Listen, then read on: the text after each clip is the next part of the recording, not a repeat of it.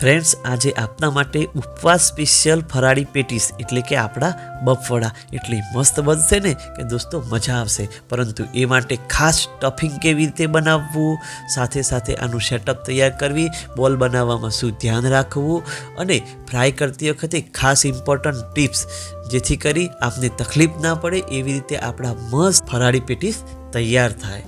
અને દોસ્તો એના માટે ખાસ એક સ્પેશિયલ પ્રકારની ચટણી જે પહેલી વાર જોશો. આ બધી માહિતી આપણા વિડીયોમાં છે. દિલથી સ્વાગત કરીએ છીએ યોર ટેસ્ટી કુકિંગ ચેનલમાં. અમારો આ પ્રયત્ન આપને ગમ્યો હોય ને તો પ્લીઝ એને લાઈક કરજો અને અમારી ચેનલ ઉપર નવા હો તો આ સબસ્ક્રાઈબ બટન જરા ટચ કરી લેજો જેથી આવી અવનવી રેસીપી આપના સુધી પહોંચતી રહે. જો અહીંયા 500 ગ્રામ જેટલા બટાકા લીધા છે. એમાંથી એક મોટું બટાકું સાઈડમાં મૂકી દઈશું. આ બટાકા બાફી અને એકદમ કુલ ઠંડા કરેલા છે.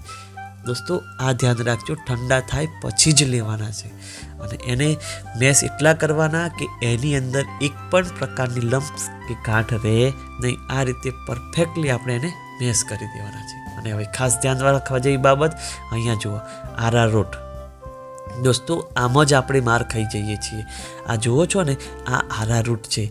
આનો પાવડર જ ઉપવાસમાં યુઝ થાય. આપણને દુકાનવાળા કોર્નસ્ટાર્ચ એટલે કે કોર્નફ્લોર પધરાવી દે છે જેને આરા લોટ કહેવાય.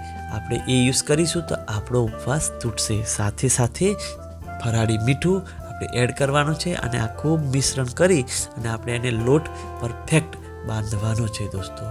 તો આ આરારોટ યુઝ કરવામાં ખાસ ધ્યાન રાખજો, નહીં તો ઉપવાસ તૂટશે. અને જો આપ ખાતા હો તો યુઝ કરી શકો છો. બસ આ બધું મિશ્રણ થઈ જાય એટલે જરાક તેલ નાખી અને પરફેક્ટ કોટિંગ કરવાનું. તો આ ઉપવાસની ઝીણી ઝીણી બાબતો પણ આપણે આ વિડીયોની અંદર વણી લઈએ છીએ. તો જોતા રહો આપણો આ સંપૂર્ણ વિડીયો દોસ્તો.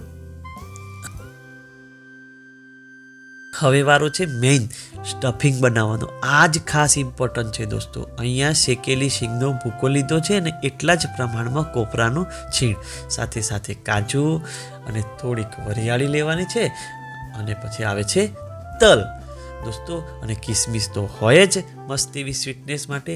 અને થોડુંક ફરાળી મીઠું એડ કરો અને પછી વારો છે દળેલી ખાંડનો દોસ્તો.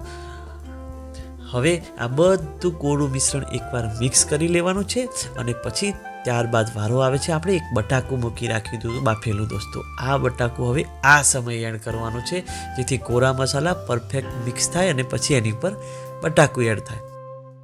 એક મોટી ચમચી તીખું મરચું અને આપણી શ્રદ્ધા અનુસાર ધાણા ખરા ને એ શ્રદ્ધા કરતાં થોડાક વધારે. અને દોસ્તો દાડમ ઓપ્શનલ છે, એડ કરજો. અને સાથે સાથે લીંબુનો રસ. હવે ખાસ વાત ધ્યાનમાં રાખવા જેવી, અહીંયા લીંબુ, ખાંડ અને તીખાશ થોડુંક વધારે પ્રમાણમાં લેજો જેથી કરી એનો ટેસ્ટ મસ્ત રહે. હવે હાથમાં તેલ લઈ અને અહીંયા બોલ્સ બનાવવાના છે, પણ કેવા બનાવશો એ ખાસ ધ્યાન રાખો.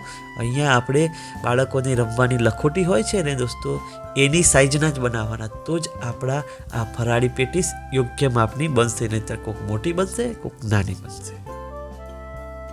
બસ આ રીતે આપણી બધી નાની ફરાળી પેટીસ માટેની સ્ટફિંગ વણી લેવાની છે દોસ્તો.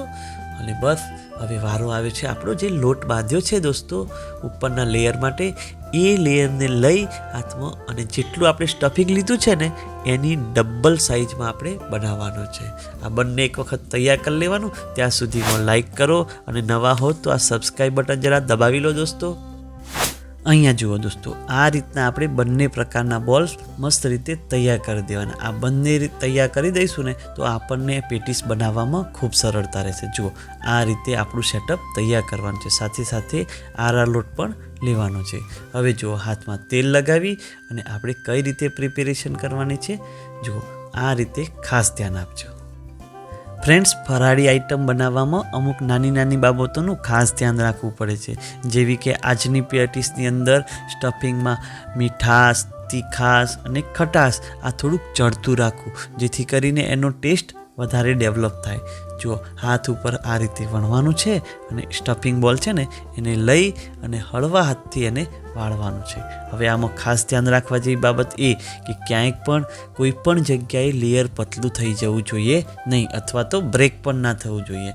જો આવું થશે તો તેલની અંદર આપણી ફરાળી પેટીસ ફૂટશે અને આખું તેલ બગાડશે, તમારી આખી બેચ ફ્રાય કરતી વખતે બગડશે. એટલે બધી બાજુ ઇક્વલ પ્રમાણમાં આ લેયર રહે ને એ રીતે એને હળવા હાથે વણજો, જેથી કરીને પેટીસ પરફેક્ટ બને. થોડીક ચીવટપૂર્વક ધ્યાન રાખવાની જરૂર છે. આ એક વખત ધ્યાન રાખશો તો પ્રેક્ટિસ થશે એમ આવી જશે દોસ્તો. હવે એને આરારોટમાં ઉપર કોટિંગ કરીશું. દોસ્તો, ઉપવાસમાં ખાવા માટે ખાસ સ્પેશિયલ ફરાળી પરાઠા અમારી આ રેસીપી ચેનલ ઉપર છે, એકવાર નજર કરશો ને મજા આવશે ને, એટલી મસ્ત રેસીપી છે. તો લો, આ રીતે આપણા બધા બોલ્સ તૈયાર કરી દેવાના થઈ ગયા. હવે ખાસ વાત ધ્યાન રાખવા જેવી, ફ્રાય કરતી વખતે તેલ એકદમ મીડિયમ હીટમાં રાખવાનું છે અને એની અંદર ડૂબે એટલા જ બોલ એડ કરવાના. ત્યારબાદ 1 મિનિટ સુધી એને ટચ કરવાનું નથી.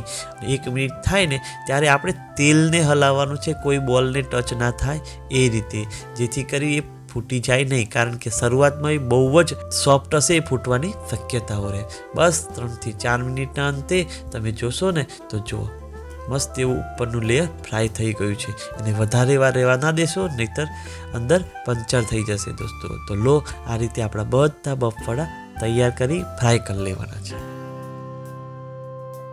હવે ખાસ ધ્યાન રાખવા જેવી બાબત, 1 ચમચી સિંગદાણાનો પાવડર, સાથે સાથે 1 ચમચી ખાંડ અને ચપટી ફરાળી મીઠું, આ બધું ખૂબ સારી રીતે દોસ્તો મિક્સ કરી લેવાનું છે.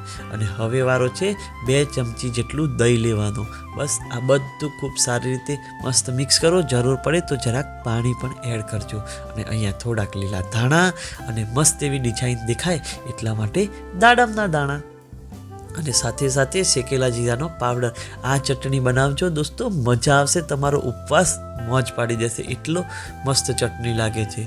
અને ચટણી કહો કે રાયતું કહો, લો તૈયાર છે. તો ચાલો આપણે આ ગરમા ગરમ જ સર્વ કરવાના છે. ઠંડા થશે તો મજા આવશે નહીં. તો દોસ્તો, આપણી આ ફરાળી પેટીસની ડીશ તૈયાર છે. ઘરના સભ્યોને મસ્ત એવી મોજ પડશે ને, ગેરંટી છે. અને આ ચટણી તો ખાસ બનાવજો અને આપનો રિવ્યૂ કોમેન્ટમાં જરૂર આપજો દોસ્તો. અમારો આ પ્રયત્ન આપને ગમ્યો હોય ને તો પ્લીઝ એને લાઇક કરજો. અને અમારી ચેનલ ઉપર નવા હો તો આ સબસ્ક્રાઈબ બટન જરા ટચ કરી લેજો, જેથી આવી અવનવી રેસીપી આપના સુધી પહોંચતી રહે. આજના દિવસ માટે આટલું. અમને રજા આપો આવી જ નવીન રેસીપી માટે. ત્યાં સુધી જય હિન્દ, વંદે માતરમ. સબસ્ક્રાઈબ કરો.